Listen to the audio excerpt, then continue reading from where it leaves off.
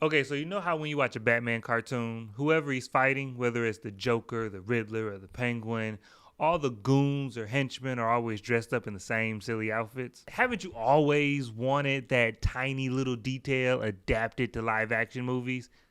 Haven't we all? Aquaman and the Lost Kingdom is the final film in the DCU. The cinematic universe that started a decade ago with Man of Steel is coming to an end, and what an end. This Aquaman sequel picks up pretty much right after the first movie, but Black Manta is still around. He's still angry, so he shows back up to start some trouble. And now, right off the bat, let me say this. This is the most Saturday morning cartoon version of a movie I've seen in quite a long time. I mean, it takes the camp and lightheartedness of the first movie and dials it all up. There's a lot more silliness. Jason Momoa is having a lot more fun, a lot more jokes.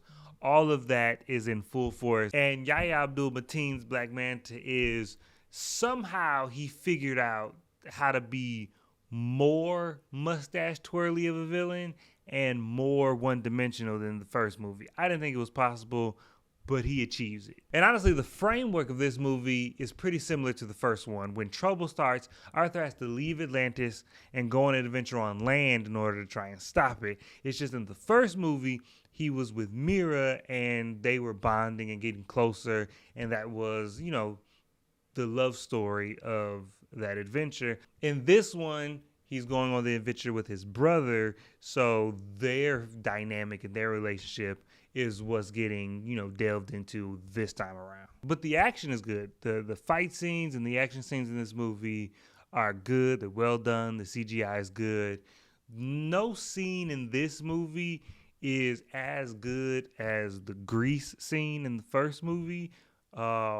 Nothing's that good, that fun, that well shot. And I think ultimately this is a movie for the house.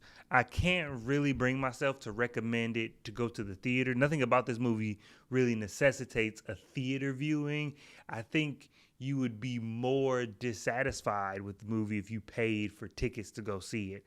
But if you wait a couple months, wait for it to come on HBO Max, and watch it on a service you're already paying for, I think you'll have a much better time with this movie.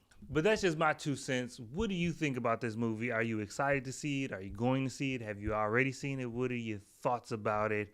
How did you like the first one? How do you think this one compares with the first one? And how do you feel about the DCEU officially coming to an end with this movie? Let me know down in the comments and we can get into it, and I'll get you guys next time.